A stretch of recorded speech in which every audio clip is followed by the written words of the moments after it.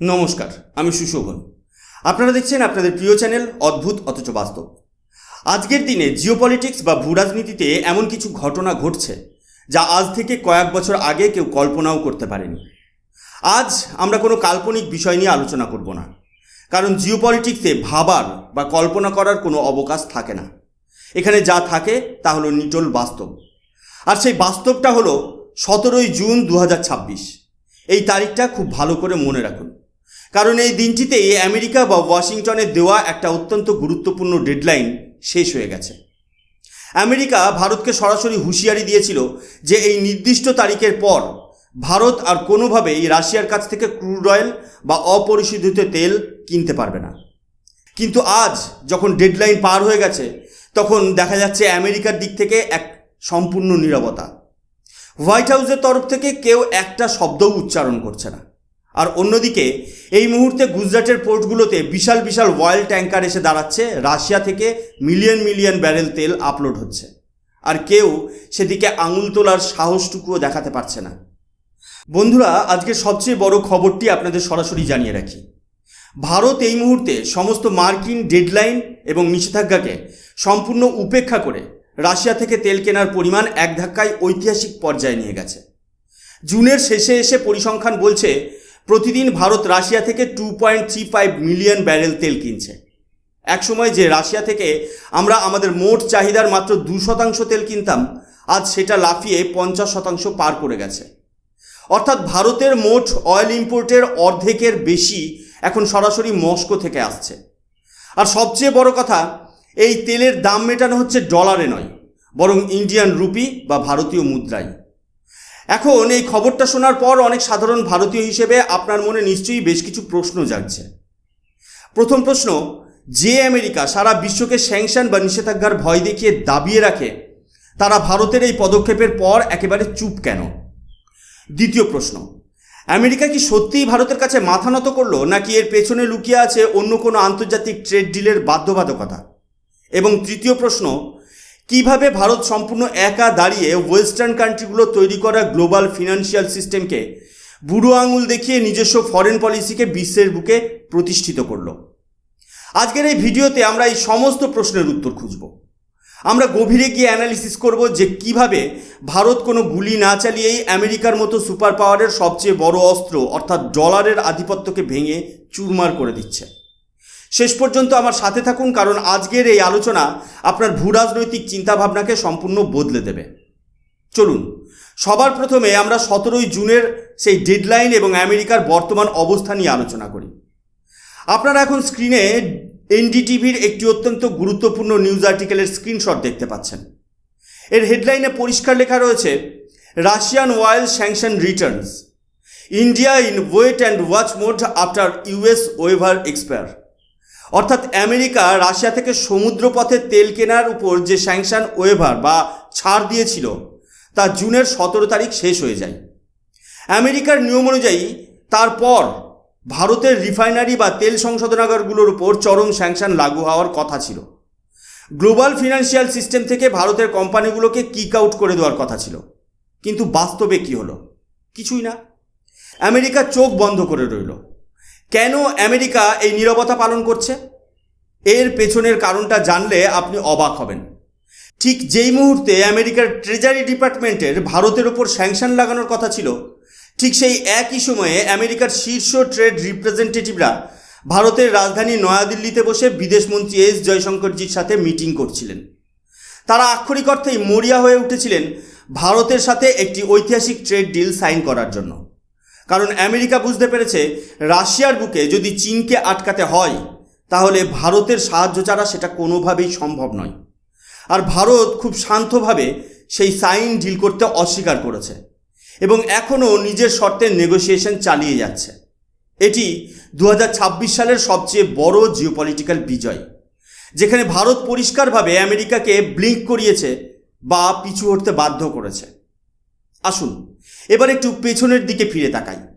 এই পুরো খেলার শুরুটা হয়েছিল কিভাবে? এবার স্ক্রিনে আপনারা দ্য হিন্দুর সংবাদ মাধ্যমের একটি আর্টিকেলের হেডলাইন দেখতে পাচ্ছেন। এখানে বলা হয়েছে, India বুস্টস Russian UAE oil purchase in June ahead of full Hormuz recovery.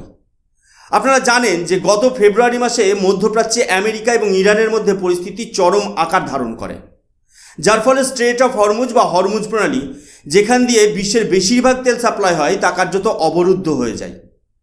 Global energy market বা বিশ্ব শক্তির বাজারে এক চরম প্যানিক বা আতঙ্ক ছড়িয়ে পড়ে।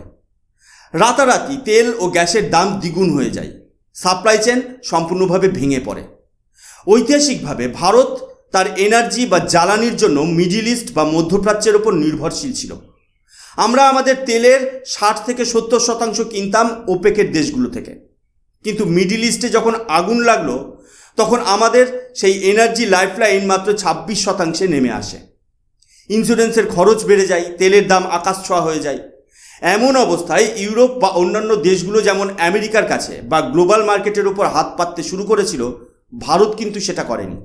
এই রকম ক্রাইসিসের মুহূর্তে মস্কো ভারতের দিকে বন্ধুত্বের হাত বাড়িয়ে দেয়। রাশিয়া ভারতকে ম্যাসিভ ডিসকাউন্টে অপরিশোধিত তেল অফার করে।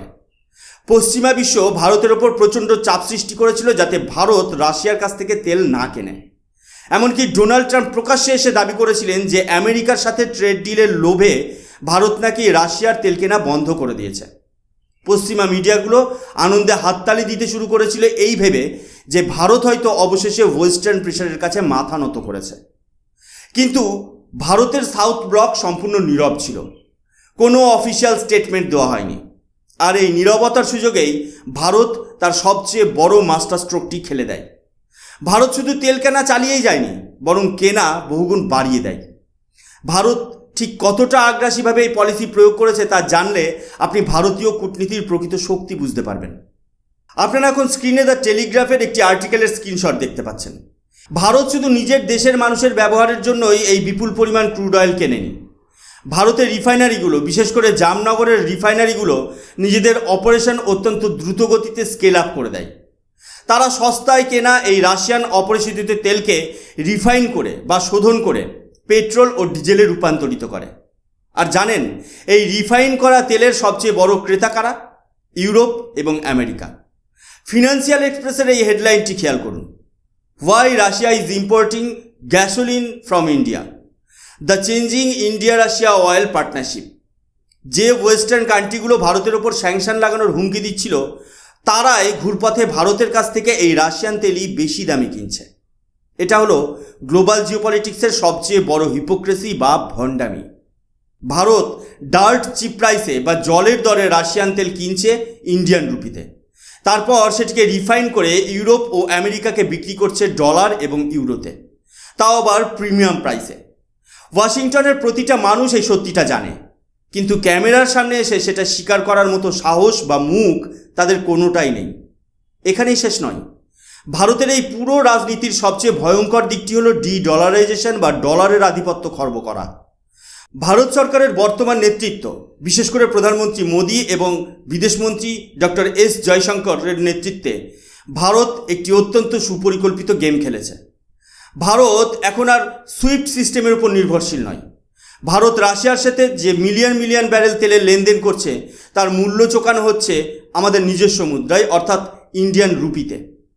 আমেরিকা সবসময় তাদের ডলারকে বিশ্বের অন্যান্য দেশের বিরুদ্ধে একটি ওয়েপেন বা অস্ত্র হিসেবে ব্যবহার করে এসেছে, কিন্তু ভারত আজ নিজের রুপিকে হাতিয়ার বানিয়ে আমেরিকার সেই ডলারের মনোপলি বা একচেটিয়া আধিপত্যকে ভেঙে চুরমার করে দিচ্ছে। এখন আপনার মনে হতে পারে এত বড় অপমান সহ্য করার পরেও আমেরিকা চুপ কেন? এর কারণ হলো আমেরিকার নিজস্ব অভ্যন্তরীণ রাজনীতি এবং গ্লোবাল ইকোনমি। আমেরিকার সামনে এখন মিড টার্ম ইলেকশন। এই মুহূর্তে আমেরিকা যদি ভারতের রিফাইনারিগুলোর উপর কোনো রকম স্যাংশন লাগায়, তাহলে গ্লোবাল মার্কেটে তেলের দাম আকাশ ছুঁয়ে ফেলবে। কারণ ভারতই এই মুহূর্তে সস্তায় তেল কিনে গ্লোবাল প্রাইসকে মেনটেন করে রেখেছে। আর বিশ্ববাজারে তেলের দাম বাড়লে আমেরিকার ভেতরে ইনফ্লেশন বা মুদ্রাস্ফীতি চরম আকার ধারণ করবে। ভোটাররা আগামী নির্বাচনে বর্তমান সরকারকে চরম শাস্তি দেবে। তাছাড়া আমেরিকা এই মুহূর্তে দুটি ফ্রন্টে জিওপলিটিক্যাল যুদ্ধ লড়ছে। একদিকে রাশিয়ার সাথে প্রক্সি ওয়ার, অন্যদিকে এশিয়ার বুকে চীনের সাথে কোল্ড ওয়ার। এই পরিস্থিতিতে ভারতকে যদি তারা বিচ্ছিন্ন করার চেষ্টা করে, তাহলে তাদের বহুচর্চিত ইন্দো প্যাসিফিক স্ট্র্যাটেজি তাসের ঘরের মতো ভেঙে পড়বে। চীনকে কাউন্টার করার জন্য আমেরিকার যে শেষ ভরসা সেটা শেষ হয়ে যাবে। তাই আমেরিকার কাছে ভারতকে চটানো মানে হলো জিওপলিটিক্যাল সুইসাইড করা। বন্ধুরা, ইতিহাস ঘাটলে দেখবেন যখনই আমেরিকা আমাদের ভয় দেখানোর চেষ্টা করেছে, ভারত তখনই আরও শক্তিশালী হয়ে ফিরে এসেছে। 1971 সালের পাকিস্তান যুদ্ধের সময় আমেরিকা আমাদের থ্রেটেন করার জন্য তাদের 7th ফ্লিট পাঠিয়েছিল। ভারত ভয় পায়নি। আমরা বাংলাদেশ তৈরি করে দেখিয়ে দিয়েছিলাম, আর তাদের যুদ্ধজাহাজ উল্টো পথে ফিরে যেতে বাধ্য হয়েছিল। 1998 সালের পোখরান পরমাণু পরীক্ষার পরও তারা আমাদের উপর স্যাংশন চাপিয়েছিল, আমাদের ফরেন পলিসিকে ডিকটেট করার চেষ্টা করেছিল। কিন্তু আমরা আমাদের পলিসিকে এতটাই ইন্ডিপেন্ডেন্ট বা স্বাধীন করে তুলেছিলাম যে আমরা আমেরিকার তৈরি করা ছক তাদের দিকেই ঘুরিয়ে দিয়েছি। আর আজকে 2026 সালে দাঁড়িয়ে ভারত যে অবস্থান তৈরি করেছে তাকে বলা হয় পিওর পাওয়ার। 2022 সালে যখন ভারত প্রথম রাশিয়ার থেকে তেল কেনা শুরু করে, তখন ভারতের ভেতরেরই কিছু বিরোধী দল চিৎকার করে বলেছিল যে ভারত মারাত্মক ভুল করছে। কিন্তু আজকের বাস্তব প্রমাণ করে দিয়েছে যে তারা কতটা ভুল ছিল। আমরা সমস্ত গ্লোবাল প্রেশার অ্যাবজর্ব করেছি, আর আজ আমরা আমেরিকার উপর নিজেদের শর্তে ডিকটেট করছি। আমরা এখন আমেরিকার টেকনোলজির জন্য ভিখারি নই, তাদের ফরেন পলিসির ডিকটেশন আমরা নিই না, আর তাদের ডলারেও আমরা কাজ করি না। ভারতের এই যে স্ট্র্যাটেজিক অটোনমি বা কৌশলগত স্বকীয়তা, এটা এখন আর শুধু কোনো ডিপ্লোম্যাটিক শব্দ নয়, এটা ভারতের একটা লিথাল ইকোনমিক শিল্ড বা মারাত্মক অর্থনৈতিক বর্ম হয়ে দাঁড়িয়েছে। খেলা এখনও শেষ হয়নি, বরং আরও তীব্র হচ্ছে। আমেরিকাকে বিশ্বমঞ্চে যেভাবে হিউমিলিয়েট করা হয়েছে, তারা সহজে হাল ছাড়বে না। ট্রেড ডিল এখনও ফাইনাল হয়নি। 24শে জুলাই হলো এই নেগোসিয়েশনের শেষ তারিখ। আমেরিকা নিশ্চিতভাবে পেছনের দরজা দিয়ে ভারতের উপর চাপ সৃষ্টি করার চেষ্টা করবে। তারা চাইবে ভারত যেন তাদের শর্তে কিছু ডিল সাইন করে। হতে পারে সেটা সেমিকন্ডাক্টর সাপ্লাই চেন, অথবা বাতিল হয়ে যাওয়া ড্রোনের অর্ডার, কিংবা তাদের ধুঁকতে থাকা F-35 ফাইটার জেট। কিন্তু একটা কথা মনে রাখবেন, যখন বিশ্বের সবচেয়ে বড় সুপার পাওয়ার আপনার দেশে এসে ট্রেড ডিল সাইন করার জন্য মরিয়া হয়ে ওঠে, তখন বুঝতে হবে যে প্রয়োজনটা তাদের বেশি, আপনার নয়। ভারত একবারও ওয়াশিংটনে ছুটে যায়নি ডিল সাইন করতে, তারা আমাদের কাছে এসেছে। আর আমাদের বর্তমান সরকার এবং মোদিজি কারো হুমকিতে মাথা নত করে না। ভারত আজ নিজের শর্তে সম্পূর্ণ মাথা উঁচু করে বিশ্বের দরবারে নিজের জায়গা ছিনিয়ে নিয়েছে। 24শে জুলাইয়ের নেগোসিয়েশনে কি হয় সেদিকে আমরা কড়া নজর রাখব, এবং আপনাদেরও আমি আপডেট দিতে থাকব। আজকের এই জিওপলিটিক্যাল অ্যানালিসিস আপনাদের কেমন লাগলো তা অবশ্যই কমেন্ট করে জানাবেন। ভিডিওটি ইনফরমেটিভ মনে হলে লাইক করুন এবং বন্ধুদের সাথে শেয়ার করে ভারতের এই কূটনৈতিক বিজয়ের খবর সবার কাছে পৌঁছে দিন। এরকম আরও নিটল বাস্তব এবং জিওপলিটিক্যাল আপডেট পেতে আমাদের চ্যানেল অদ্ভুত অথচ বাস্তবকে এখনই সাবস্ক্রাইব করুন। আমি সুশোভন, আজকের মতো এখানেই বিদায় নিচ্ছি। দেখা হবে পরবর্তী একটি নতুন জিওপলিটিক্যাল আপডেট নিয়ে। ততক্ষণ পর্যন্ত ভালো থাকবেন, সুস্থ থাকবেন। জয় হিন্দ, বন্দে মাতরম, ভারত মাতা কি জয়।